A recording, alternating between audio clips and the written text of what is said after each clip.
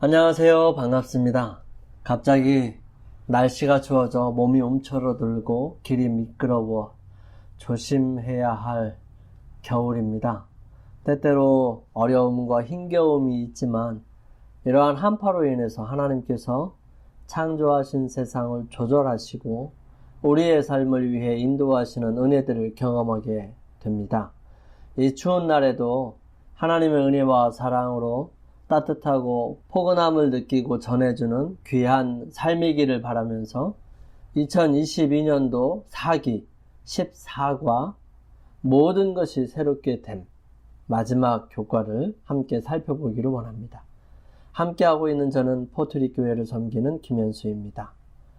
우리 하나님께서 우리의 마음과 생각을 주장하셔서 바로 이해하고 깨달아 은혜를 힘입게 해주시기를 간구드리는 시간을 갖겠습니다. 기도드립니다. 사랑의 아버지 하나님, 이 시간 저희들 주님의 말씀과 은혜를 구하며 주님 앞에 있습니다. 주님께서 은혜를 베풀어 주셔서 주님의 말씀을 분명하게 이해할 수 있도록 도와주시며 주신 말씀을 온전히 믿고 순종하게 하여 주옵소서. 이 시간에도 주님께 드리는 기도의 탄원의 제목이 있는 자녀들을 주님께서 사랑으로 함께 하셔서 가장 좋은 은혜를 주님께로부터 입게 하여 주시고 또한 주님의 인도하심과 은혜들을 함께 경험할 수 있도록 도와주시옵소서. 주님의 크신 사랑으로 가득 채워주시기를 우리를 사랑하시는 예수님의 이름으로 간절히 기도드립니다. 아멘. 기억절입니다. 보좌에 앉으신 이가 이르시되 보라 내가 만물을 새롭게 하노라 하시고 또 이르시되 이 말은 신실하고 참되니 기록하라 하시고 요한계시록 21장 5절 말씀입니다. 모든 것이 새롭게 됨이라는 주제를 시작하면서 다음과 같이 우리에게 주의를 집중시킵니다. 성경은 우리에게 다음과 같은 소망을 줍니다. 우리는 그의 약속대로 의가 있는 곳인 새하늘과 새 땅을 바라보도다. 베드로후서 3장 13절 말씀이에요. 그러나 어떤 사람들은 새하늘과 새 땅의 약속을 마치 내세의 희망을 이용해 대중을 지배하려 했던 권력자들이 지어낸 환상 속의 이야기처럼 여깁니다. 비록 지금은 힘들어도 언젠가는 천국 또는 그와 비슷한 곳에서 합당한 상을 받게 될 거야 라는 식의 이해 말입니다. 실제로 어떤 사람들은 성경에 제시된 미래의 희망을 그런 식으로 잘못 사용했습니다. 하지만 그런 일들이 있었다고 할지라도 새 하늘과 새 땅에 대해 우리가 가지고 있는 약속의 진실은 달라지지 않습니다. 마지막 때에 어떤 이들은 우리가 가진 복된 소망을 조롱할 것입니다. 그러나 그런 비웃음은 성경이 말하고 있는 것이 사실이라는 증거일 뿐이지요. 성경이 그들의 조롱까지 예언하고 있기 때문입니다. 이번 주 우리는 새하늘과 새 땅에 대한 영광스러운 약속을 살펴볼 것입니다. 그곳에는 하늘 성전이 있겠고 하나님께서 우리와 친히 함께 하실 것이며 죽음과 눈물이 없을 것입니다. 그리고 마침내 하나님의 사랑이 궁극적인 승리를 거둘 것입니다. 첫째 날 12월 25일 일요일 새하늘과 새 땅 함께 살펴보겠습니다. 오늘은 크리스마스라고 많은 사람들이 이야기하는 성탄절입니다. 이날 예수님께서 태어나신 것이 아니라는 사실을 우리는 알고 크리스마스의 여러 가지 모습들이 이방 종교와 함께 혼합해서 새로운 문화를 만들어 우리들에게 다가왔음을 보게 됩니다.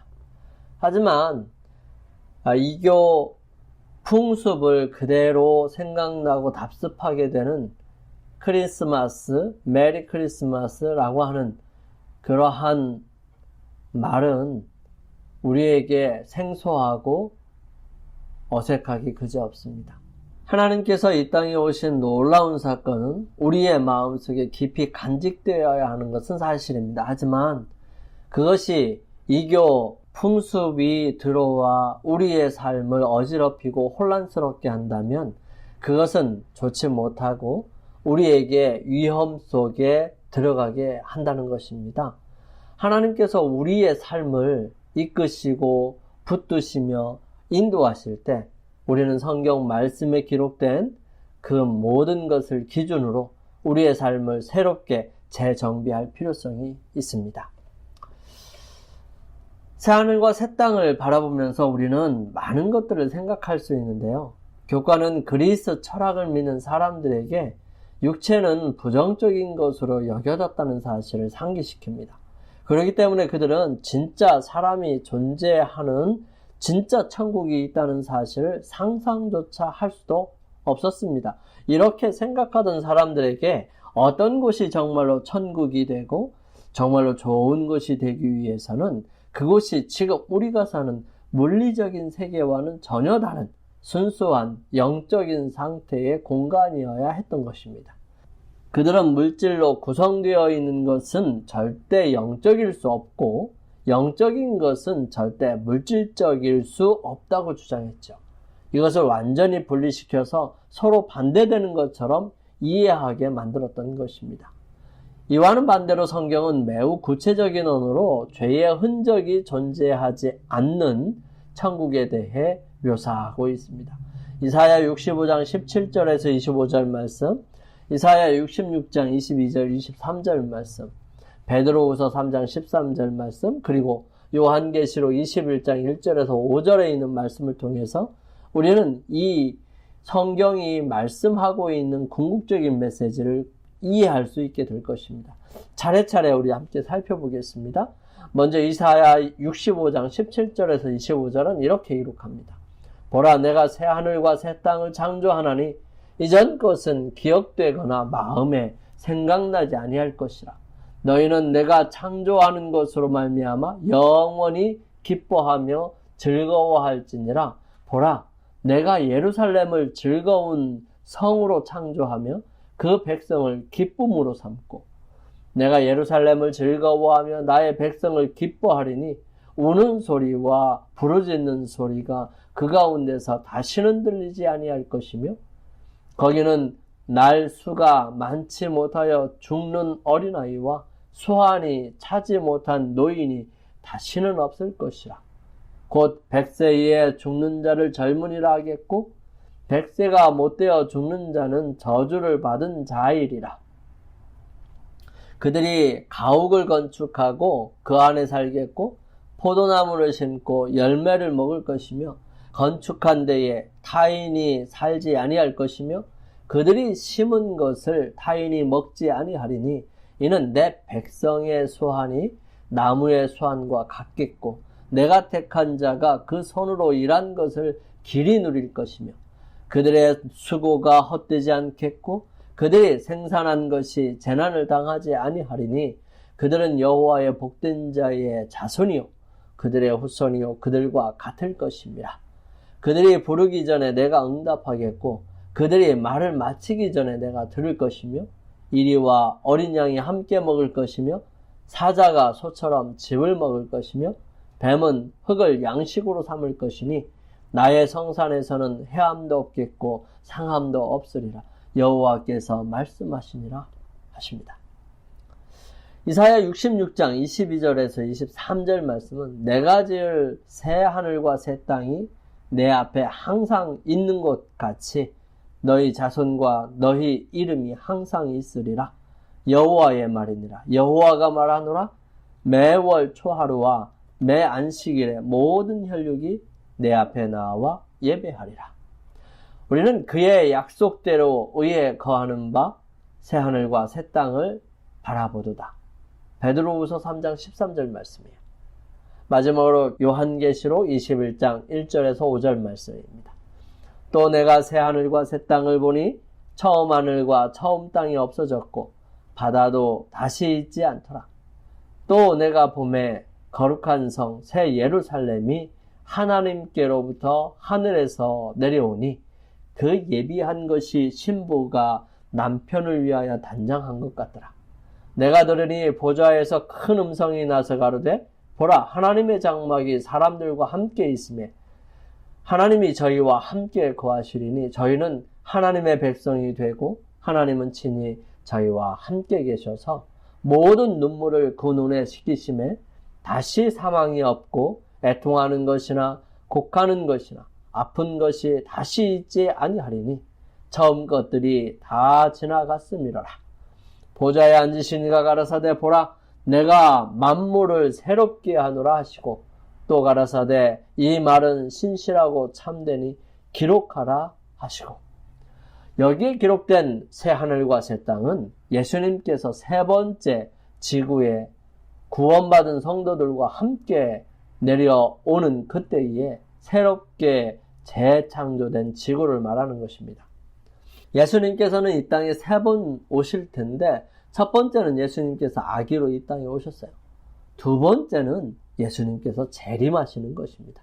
그리고 난 다음에 1000년이 지나고 난 다음 세 번째로 이 땅에 내려오시는데 그때는 새 하늘과 새 땅이 만들어지면서 하늘에 있는 새 예루살렘이 이 땅으로 내려오게 되는 것이죠.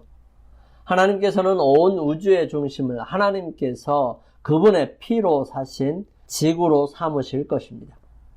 또 그분이 거하시는 성전이 바로 지구로 내려올 것입니다.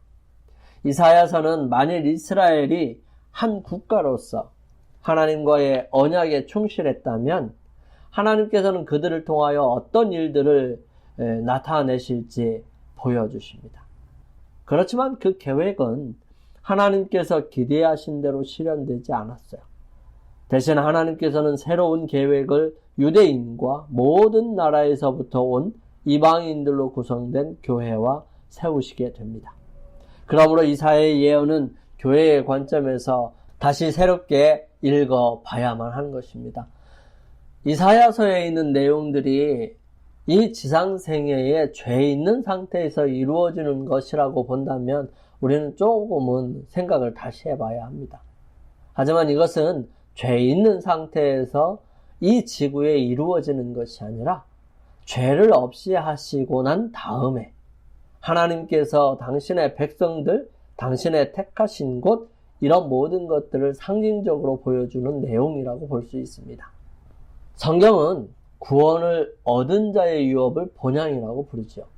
그곳에서 하늘의 목자 그리스도께서는 당신의 양무리를 생명수 샘으로 인도하십니다. 생명나무는 달마다 그 열매를 맺고 그 잎사귀는 만국을 소성하기 위하여 있습니다.